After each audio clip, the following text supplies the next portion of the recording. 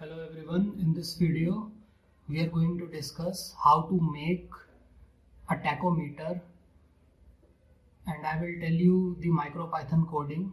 And a tachometer is an instrument which is used to measure the revolutions per minute of any rotating object. Here in this experiment we are using a small DC motor. You can see this is a small DC motor, and as you can see I have attached two white strips. You can see here one strip is here, other one is here.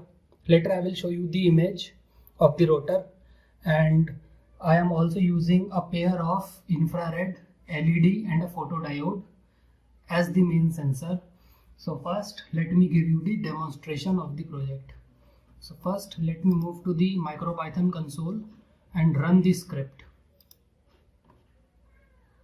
See, now first it is saying that the RPM is 0.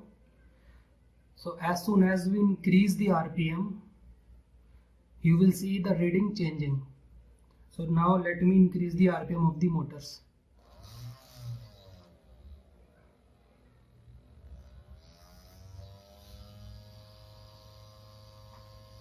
Now this is the motor. It is running at around 6360 RPM. Now let me increase the RPM further. Note, you can see the reading is also changing.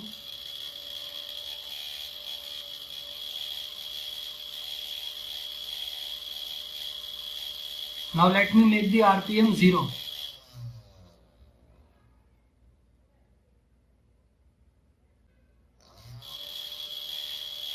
Now this is the maximum range of the motor. It is around 8800 RPMs. Now we can decrease the RPM by giving less voltage to the motor. Now I am decreasing the RPM gradually.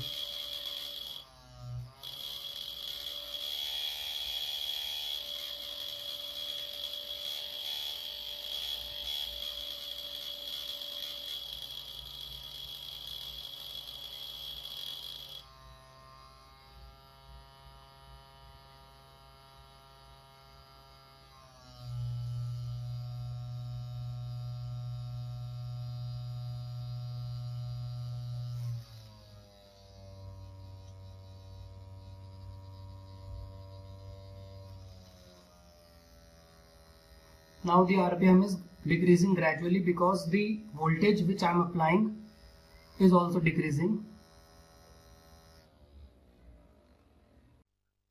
So now let us talk about the circuit diagram.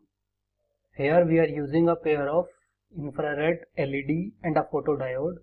We are putting them in tandem, like putting them one after the other, adjacent to one another. Instead of placing them head on, we are placing them side by side.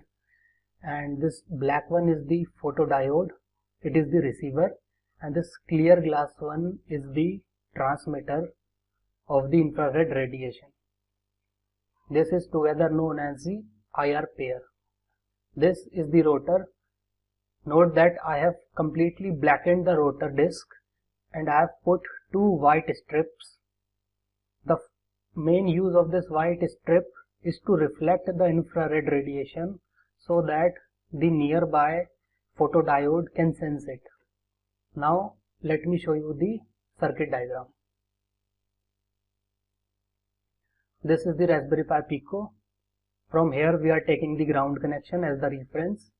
This is the V bus, which is equal to 5 volts DC, and the Raspberry Pi Pico is connected to the computer via the USB cable. This is any general purpose operational amplifier. Here I am using LM358IC, which has two operational amplifiers, but I am using only one. And at the output of the op-amp, like this one, this is the operational amplifier. In this IC there are two op-amps, I am only using one. At the output, that is pin number 1 of this IC, we are attaching a 330 ohm resistor and giving it to the GPIO 16, which is used as an input to the Raspberry Pi Pico. This is the 5 volt to the operational amplifier, and this is the ground. 5 volt is connected to pin number 8 VCC and ground is connected to pin number 4.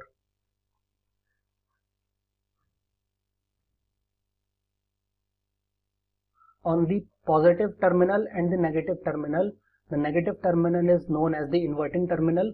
Here I am connecting a potentiometer. This is not 4.7, it is 10 kilo ohm. This is 10 kilo ohm potentiometer with the ground and 5 volt. We are creating a reference voltage and giving it as an input to the inverting terminal of the operational amplifier IC at pin number 2. This is the negative or the inverting input. And on the positive input, pin number 3 or the non-inverting input, we are connecting it to this point of the photodiode. Note that the photodiode is connected in the reverse bias mode. That is, the positive side is connected to the ground via this 10 kilo ohm resistor, and the positive side is connected, and the negative side is connected to the 5 volt. So this photodiode is used in the reversed biased mode, and this is the IR LED.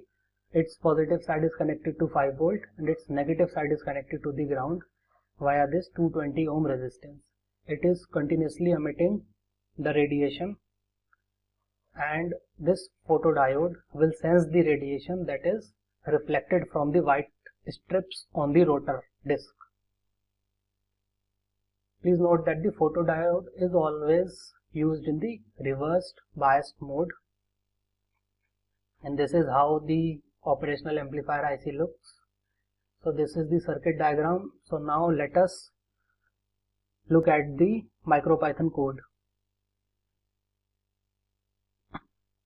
So this is the MicroPython code that I am using for this tachometer project, and there are many ways in which you can implement this tachometer, but here I am using the interrupt that is present on the Raspberry Pi Pico. In almost all the microcontrollers you will find interrupts are present, so it is a better idea to utilize the interrupts to calculate the counter in order to calculate the RPMs. So first we will import the required libraries. Here you will need pin and utime. Now you make a global variable, name it counter and initialize it with 0, because at the beginning of the program we want the counter to have 0 reading. Now you have to make a constant. I have named it sampling time. You can give any value. I have given 1 second. It means that the RPM values are updated after every 1 second. The larger you put it, the slower will be the response of the sensor, and the smaller you put it, the faster will be the response of the sensor. So you have to do it according to your needs. You can change it here. The entire program will update and adapt accordingly. Now you have to make the pin declarations. You have to make a pin object. You can name it anything. I have named it tachometer pin. You have to use this pin class and give it the ID of 16, because I have connected it to the physical pin number 16 here, GPIO 16. Use it in the input mode and with a pull of pin dot pull down. We want this pin to be at logic 0, and whenever the IR photodiode receives something, the tachometer pin changes from logic 0 to logic 1. That is detected by the microcontroller. Now you have to define the interrupt handler function. So you will name it tachometer, and here you have to give it a default positional argument, that is pin, which is specified in the Raspberry Pi Pico example in their official book. And if you do not give pin here, you will get an error like the system is demanding one positional argument but 0 is given. You will get this error if you put it blank. So you have to use this pin as the positional argument. Here you will access the global variable counter which you earlier defined here. To access the global variable in a function, you have to use this keyword global followed by the name of that global variable. Now what we want, that each time the interrupt hits, we want the counter to update by 1. Counter plus equal 1 means counter is equal to counter plus 1. So whenever the interrupt hits, the counter has to increase by 1. Okay, now you have to attach the interrupt to the required tachometer pin. This is the tachometer pin at the pin number 16. You have to attach and initialize the interrupt at this pin. So you will use this pin object, tachometer pin. You will use this dot operator to initialize the interrupt at this pin number. You will use IRQ as the keyword for the function with 2 parameters. The first parameter is trigger. Trigger means what kind of trigger you want for the system to recognize that it is an interrupt event. So pin.IRQ rising means if the pin changes from logic 0 to logic 1, it means the pin has changed from low to high and an interrupt has occurred. So I am using this IRQ rising because in the pin initialization we have declared the pin to be at a logic 0 by using this pull down. So whenever the pin changes from 0 to a logic high, we get the idea that there is an interrupt. So this is why we are using this trigger as pin.IRQ rising. The second argument is handler. Handler equals to tachometer.